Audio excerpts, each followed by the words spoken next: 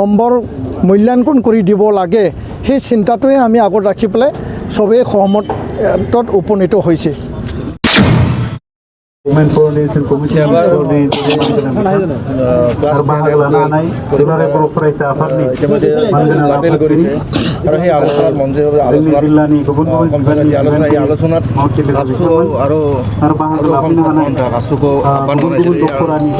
আলোচনাৰ পিছতে সৰকাৰে ঘোষণা কৰেছে বাতিল কৰেছে।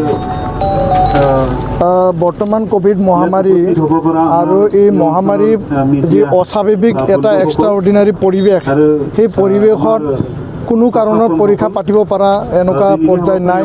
এই কথাটো স্বাস্থ্য বিভাগে যোৱাকালি আমাৰ স্বাস্থ্যমন্ত্ৰী ডাঙৰীয়া অধ্যক্ষতাত নিখিল বড়ো ছাত্ৰ সন্থা, সদৌ অসম ছাত্ৰ সন্থা, অসম সাহিত্য সভা, বড়ো সাহিত্য সভা, আন যিবিলাক বিষয়াসকল আছিল, সেৱা কাউন্সিলৰ অধ্যক্ষ, ইয়াত তেওঁলোকে স্পষ্ট এটা ৰূপৰেখা দাঙি ধৰিছে যে 0 পৰা 18 ইয়াৰ্ছ বা 11 পৰা 18 ইয়াৰ্ছৰ বয়সত প্ৰায় 25,000 সংক্ৰমণ মে' আৰু জুনত হৈছে। তো ইয়াৰ পিছত সকলোৱে এটা সহমতত সিদ্ধান্তত উপনীত হ'ল যে 2021 হাইস্কুল শিক্ষান্ত পৰীক্ষা আৰু যি হায়াৰ ছেকেণ্ডাৰী মানে ফাইনেল ইয়াৰ এক্সাম সেই দুয়োটা পৰীক্ষা পাতিব পৰা নাযাব আৰু ইয়াৰ কাৰণে শিক্ষামন্ত্ৰী ডাঙৰীয়াই মানে এইটো বাতিল কৰা হৈছে বুলি তেওঁ ঘোষণা কৰিছে।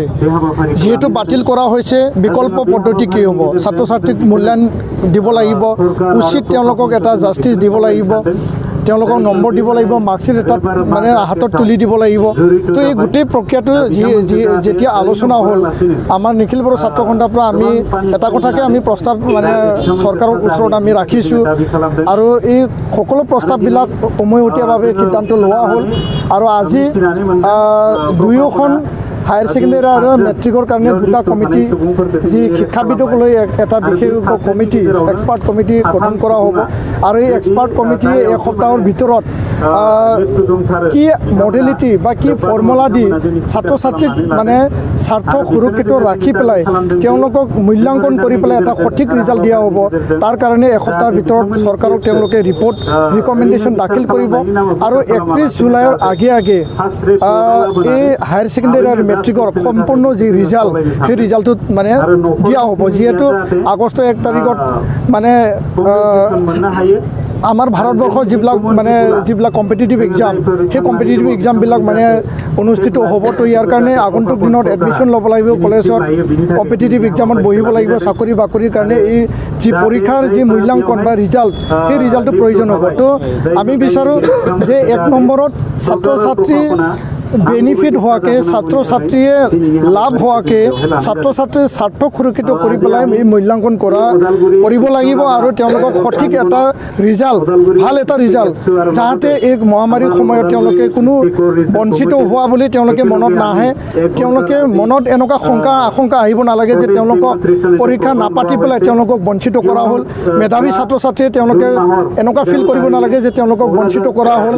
তো ইয়াৰ কাৰণে আমি মেক্সিমাম লেভেল বেনিফিট দি পেলাই তেওঁলোকক ছাত্ৰ ছাত্ৰীৰ ফ্ৰেণ্ডলি, ছাত্ৰ ছাত্ৰীৰ স্বাৰ্থতে ৰিজাল্ট তৈয়াৰ কৰিবৰ কাৰণে আমি কৈছোঁ, যাতে CBSE লগত আমাৰ ছাত্ৰ ছাত্ৰীবিলাকে ভাল নম্বৰ পাই পেলাই তেওঁলোকে ফেৰ মাৰিব পাৰে।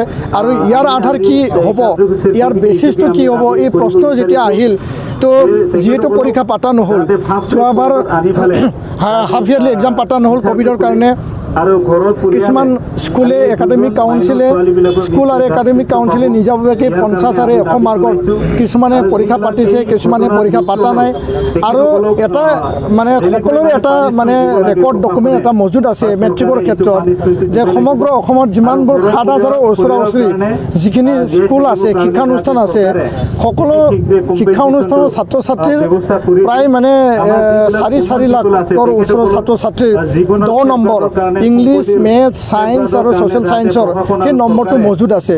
তো টেষ্ট এক্সামৰ নম্বৰ যদি পাতিছে সেইটো ল'ব পাৰে, বা যদি পাতা নাই ইয়াৰ বিকল্প কি হ'ব, 10 নম্বৰ এইটো মানে আনিব পাৰে, মানে এইটো ইভালুৱেশ্যনৰ কাৰণে।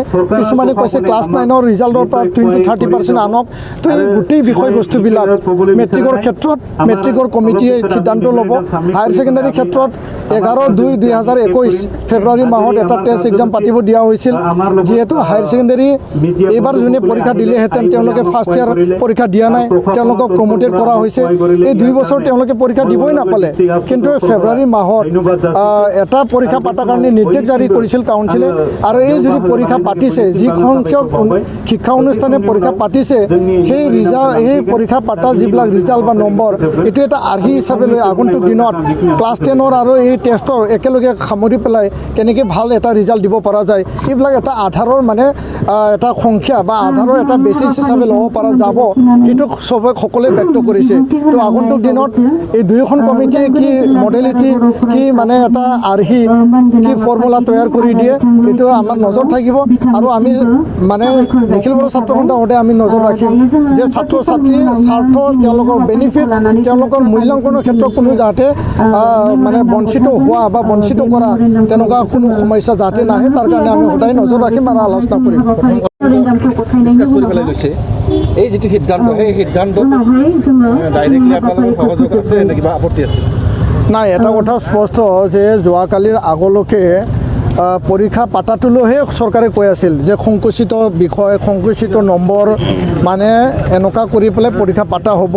আৰু যাৰ কাৰণে 4টা ছাবজেক্ট মানে 25 মাৰ্কৰ 100 মাৰ্ক এনেকুৱা কথা আহিল, বা হায়াৰ ছেকেণ্ডেৰীৰ ক্ষেত্ৰতো মানে সংকুচিত ছাবজেক্ট, সংকুচিত নম্বৰৰ কথা আহিল। আৰু পৰীক্ষা চৰকাৰে কৈ আছে যে পৰীক্ষা পাতাৰ বিকল্প নাই, সেৱা আৰু কাউন্সিলে কৈ আছিল যে পৰীক্ষাৰ পাতাৰ আমাৰ বিকল্প পন্থা বা ৰাস্তা নাই, সেই হিচাপে পৰীক্ষা পাতিবই লাগিব। কিন্তু আহি যেতিয়া চালে, স্বাস্থ্য বিভাগে যেতিয়া এটা মানে পুংখানুপুংখ এটা তথ্য তেওঁলোকে বনালে যে 18 বছৰলৈকে যিবিলাকে পৰীক্ষাত বহিব তেওঁলোকৰ সংক্ৰমণৰ হাৰ কিমান, বা এই সংক্ৰমণৰ সংখ্যা কিমান, বা কিমান ভয়াৱহতা ইয়াৰ পৰা আহিব পাৰে। তো তাৰপিছত যেতিয়া হিচাপ কৰা হ'ল, ইয়াৰ 25,000 এটা অধিক সংখ্যক পাব বা তাতে দেখা পালে। আৰু আনপিনিদি 7,000 হায়াৰ ছেকেণ্ডেৰীৰ মেট্ৰিকৰ ল'ৰা ছোৱালী তাত অংশগ্ৰহণ কৰিব, পৰীক্ষা দিব। তাৰ লগত এজন গাৰ্জেন যদি আহে 14 লাখ হ'ব, এনাদাৰ 7,000। যদি কওঁ আপোনালোকৰ সহমত আছে? নাই, এইটো সহমতটো এনেকুৱা, এতিয়া যিহেতু স্বাস্থ্য বিভাগে এই কথাটো দাখিল কৰিছে, এতিয়া গোটেই দেশ স্বাস্থ্য বিভাগৰ বা মানে ডিজাষ্টাৰ মেনেজমেণ্ট এক্টৰ অধীনত আছে, অসমৰ আছাম ডিজাষ্টাৰ মেনেজমেণ্ট এক্ট। যিহেতু এইটো অস্বাভাৱিক পৰিৱেশ, এটা ইমাৰ্জেঞ্চি পৰিৱেশ, এটা স্বাস্থ্যজনিত এটা ভয়াৱহ এটা মানে পৰিৱেশ, সেই পৰিৱেশত স্বাস্থ্য বিভাগে যেতিয়া ক্লিয়াৰেঞ্চ নিদিলে, পাৰ্মিচিবল যিহেতু নহয় বুলি কৈছে, তো স্বাস্থ্য বিভাগৰ ওপৰত আমি আৰু কোন, সেই কথাটো আমি চবেই উপলব্ধি কৰিলোঁ। যিহেতু মানুহৰ জীৱনেহে আচল, জীৱন থাকিলে চব কাম কৰিব পাৰিম, তো পৰীক্ষা জীৱনতকৈ ডাঙৰ হ'ব নোৱাৰে, ইয়াত বিকল্প পন্থা ওলোৱা যাওক। তো স্বাস্থ্য বিভাগে যেতিয়া পাৰ্মিচিবল নহয় বুলি ক'লে, তো আমি চবেই সহমত জনাইছোঁ তাতে। তো ইয়াৰ কাৰণে ছাত্ৰ ছাত্ৰীৰ সুৰক্ষিত ভৱিষ্যত, স্বাস্থ্যৰ যাতে সমস্যা নহয়, আনপিনিদি তেওঁলোকৰ যাতে শৈক্ষিক বছৰ, শৈক্ষিক জীৱন, একাডেমিক ছেশ্যন যাতে পাৰ হৈ নাযায়, আন্তঃৰাষ্ট্ৰীয় বা আমাৰ দেশৰ বিভিন্ন মানে যিবিলাক প্ৰতিযোগিতামূলক যি পৰীক্ষা বা যিবিলাক বিশ্ববিদ্যালয় এডমিশ্যন নামভৰ্তি, এইবিলাকত আমি যাতে ফেৰ মাৰিব পাৰোঁ বা একেলগে যাব পাৰোঁ, সেই কথা আগত ৰাখি পেলাই আগন্তুক দিনত আমি বিকল্প চিন্তা কৰাটোৱে আমি শেষত আমি স্বাস্থ্যজনিত কাৰণেও এইটো সহমত দিছোঁ। ধন্যবাদ। বিকল্প